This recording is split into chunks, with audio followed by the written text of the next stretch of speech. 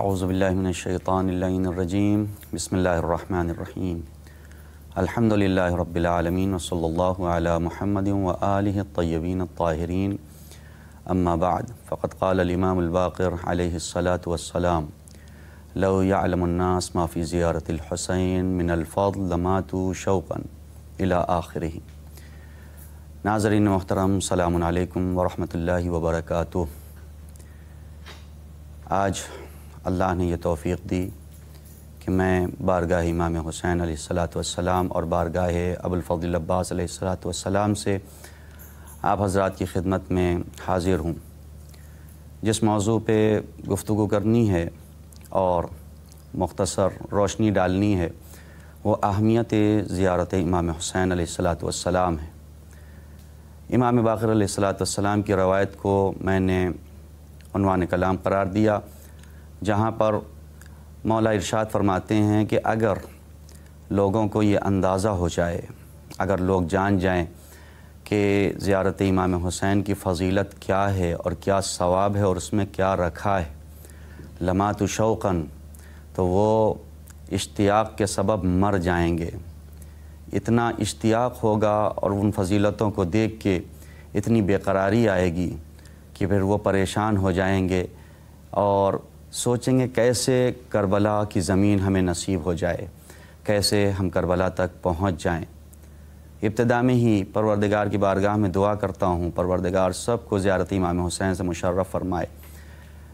امام حسین کی زیارت کا ثواب، اہمیت، اس پہ کچھ روشنی ڈالنے سے پہلے چاہتا یہ ہوں کہ تھوڑی سی گفتگو یہ کر لی جائے، آخر کیا وجہ ہے کہ اتنا زیادہ ثواب زیارت امام حسین کا، اتنی زیادہ فضیلت امام حسین کی زیارت کے لیے، اور اللہ نے جو اجر رکھا ہے اتنا اجر رکھا کیوں ہے؟ اگر روایتوں کو دیکھیں، ان حدیث سے ہٹ کے ایک داستان صرف عرض کرنا چاہتا ہوں کہ علامہ بحرالعلوم مشہور عالم دین ہیں، علامہ بحرالعلوم خود عرض کرتے ہیں کہ جو یہ روایتیں میں دیکھتا تھا زیارت امام حسین کے سلسلے میں کہ اتنی زیادہ روایتیں ہیں، میں خود پریشان ہوتا تھا کہ ایک آنسو، ایک قطرہ اشک کا یہ کیسے جنت لے جا سکتا ہے ہم کو۔ امام حسین کی بارگاہ میں امام حسین کی مصیبت پہ جو انسان آنسو بہاتا ہے اس کے لیے جنت ہے، روایتیں عرض کرتی ہیں، آخر کیسے ہوتا ہے یہ؟ وہ خود عرض کرتے ہیں ایک جگہ میں سفر پہ جا رہا تھا اور یہی سوچتا ہوا، آخر ایک آنسو، ایک آنسو، ایک آنسو اتنی عظمت رکھتا ہے کیسے؟ میں نے محسوس کیا کہ میرے پہلو میں کوئی چل رہا ہے۔ چلتے چلتے اس نے سوال کیا، علامہ کچھ پریشان نظر آ رہے ہیں؟ میں نے کہا ہاں، زیارت امام حسین کے سلسلے میں جو روایتیں ہیں اس کے بارے میں سوچ رہا ہوں، اور یہ سوچ رہا ہوں کہ ایک آنسو کیسے جنت دلا سکتا ہے۔ پھر علامہ نے کہا ویسے آپ میری پریشانی حل نہیں کر سکتے۔ انہوں نے کہا کہ میں آپ کی پریشانی حل کر سکتا ہوں، آپ یہی پریشان ہیں نا کہ ایک آنسو اتنی عظمت کیوں رکھتا ہے؟ پھر انہوں نے کہا ایک مثال دوں، ایک بادشاہ شکار کے لیے گیا، جنگل میں پہنچا، اپنے سارے ساتھیوں سے بچھڑ گیا، ایک ہرن کو دیکھا شکار کرتے کرتے وہ جنگل کے اندر چلا گیا۔ اب اس نے پلٹ کے دیکھا اس کا کوئی ساتھی نہیں ہے۔ بادشاہ پریشان ہوا، بیچ جنگل میں اسے ایک جھوپڑی نظر آئی، جھوپڑی میں پہنچا، کیا دیکھا کہ ایک ضعیفہ ہے۔ ضعیفہ سے سوال کیا، پیاسا بہت ہوں، بہت بھوک لگی ہے کچھ تمہارے پاس؟ تو ضعیفہ نے کہا اگر پیاسے ہیں تو اس کا شیر حاضر ہے، یہ لیجئے تناول فرمائیے۔ شیر پی لیا، کا بھوک بھی لگی۔ ضعیفہ نے کہا کہ دیکھیں میرا شوہر ابھی ہے نہیں اور میرے خیمے میں اور اس جھوپڑی میں کچھ ہے بھی نہیں جو آپ کی خدمت میں پیش کر سکوں۔ ہاں میرے پاس صرف ایک گوسفند ہے، ایک بکری ہے جس کے شیر سے ہماری زندگی گزر رہی، لیکن چونکہ آپ مہمان ہیں، ہم مہمان کو بھوکا جانے نہیں دے سکتے، اس لیے ہم اس کو ذبح کرتے ہیں۔ اور اسے ذبح کیا، ذبح کرنے کے بعد اس کا گوشت بنایا اور ان کے حوالے کر دیا، ان کی خدمت میں پیش کر دیا۔ بادشاہ نے اسے کھایا، کھانے کے بعد واپس پلٹ کے اپنے محل جب آئے، وزراء کو جمع کیا اور وزراء سے سوال کیا کہ وزراء بتاؤ میں اس کو اجر کیا دوں؟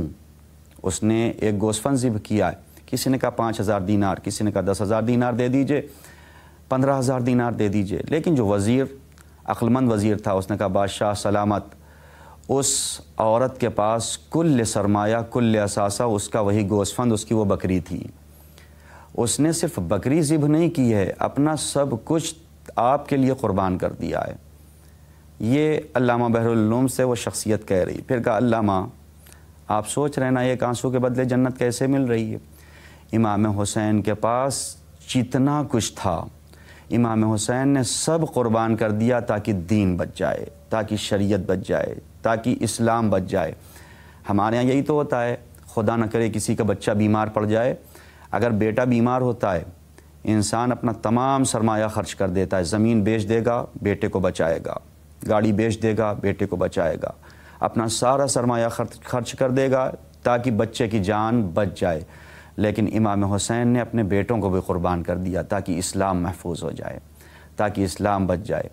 اے علامہ بحر العلوم، امام حسین نے اپنا سب کچھ قربان کر دیا اللہ کے لیے، اپنے اعزاء کی قربانی، اپنے بچوں کی قربانی، وطن کو چھوڑا، پریشانیاں برداشت کی۔ اگر اس کے بدلے اللہ ایک جنت دے رہا ہے تو کیا کوئی بڑی چیز ہے؟ ہرگز نہیں۔ یہ ایک عظمت ہے۔ اسی لیے زیارت اربعین میں ہم کیا پڑھتے ہیں کہ اے پروردگار ہم گواہی دیتے ہیں امام حسین کے لیے، بذل مہجتہ فیک لیستنقذ عبادک من الجہالہ وحیرۃ الضلالہ، کہ تیرے حسین نے تیری راہ میں سب کچھ قربان کر دیا تاکہ بندوں کو گمراہی سے نکالا جائے، تاکہ بندوں کو پریشانی سے نکالا جائے۔ زیارت امام حسین میں جو بھی ثواب اور جو بھی فضیلت ہے وہ اس لیے کہ امام حسین نے اپنا سب کچھ قربان کیا ہے اللہ کی راہ میں، اور پروردگار کہتا ہے تم میرے ہو جاؤ، میں ساری کائنات کو تمہارے دروازے پہ جھکا دوں گا۔ کتنی فضیلت ہے، کتنی روایتیں ہیں کہ جس نے کربلا میں امام حسین کی زیارت کی اس نے گویا عرش پر پروردگار کی زیارت کی۔ چھٹے امام کی روایت ہے کہ جس نے بھی کربلا میں امام حسین کی زیارت کی گویا عرش پر پروردگار کی زیارت کی۔ سائل نے سوال کیا مولا اور باقی آپ تمام ائمہ معصومین آپ کی زیارتوں کا کیا ثواب ہے؟ کہا اگر ہماری زیارت کرتے ہو تو گویا رسول اللہ کی زیارت کی، یعنی باقی ائمہ کی زیارت رسول اللہ کی زیارت ہے، امام حسین کی زیارت خود اللہ کی زیارت ہے، اور وہ بھی فوق عرش پر، یعنی عرش پروردگار پر۔ کیا عظمت ہے، کیا فضیلت ہے اس کربلا کی، زیارت امام حسین کی۔ ہر انسان چاہتا ہے، ہر انسان کی خواہش ہے کہ کربلا جائے، اور ہو ہی نہیں سکتا کہ انسان کا دل بے چین نہ ہو کربلا کے لیے، ہو ہی نہیں سکتا کہ انسان کا دل نہ تڑپے کربلا کے لیے، اس لیے کہ شہادت حسین کے بعد مومنین کے دل میں وہ آگ لگی ہے جو کبھی ٹھنڈی نہیں پڑ سکتی ہے، وہ آگ ہے کہ جو اسے کربلا کی طرف بھیجتی ہے۔ لیکن پھر کہہ دوں، زیارت صرف گنبد کو دیکھ لینے کا نام نہیں ہے، زیارت صرف جالیوں کو چھو لینے کا نام نہیں ہے، زیارت صرف کربلا کی زمین پہ قدم رکھ لینے کا نام نہیں ہے۔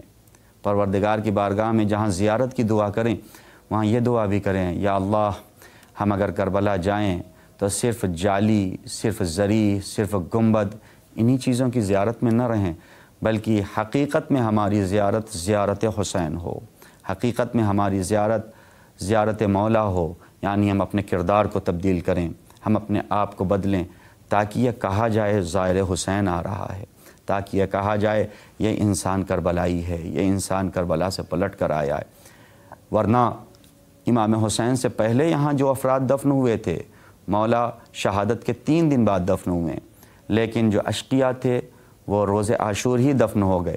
جو پہلے دن کربلا میں دفن ہوئے ان کا کوئی نام لیوا نہیں ہے۔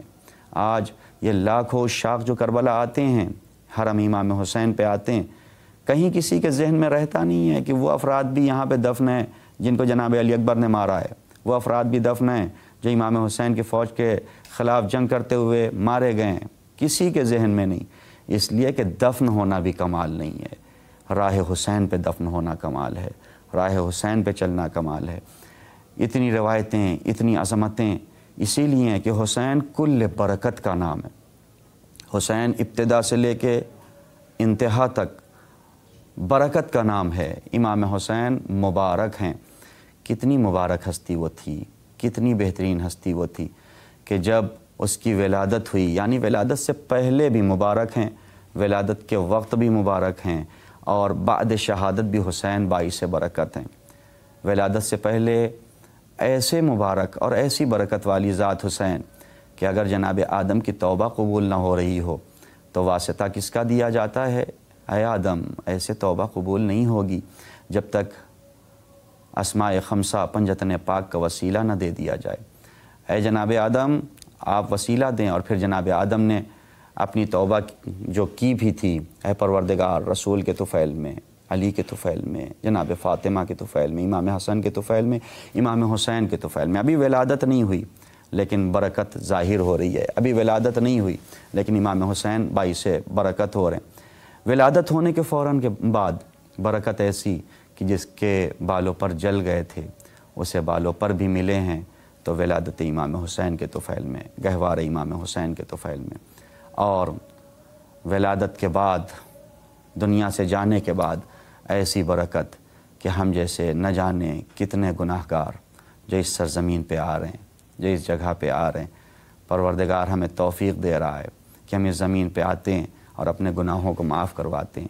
اللہ کی بارگاہ میں دعا ہے پروردگار سب کو توفیق دے کربلا کی زیارت کی، اور پروردگار ہمیں حقیقی زائر امام حسین میں شمار کر، اور ہماری سب سے مہم دعا اللہم عجل لولیک الفرج۔ والسلام علیکم ورحمۃ اللہ وبرکاتہ۔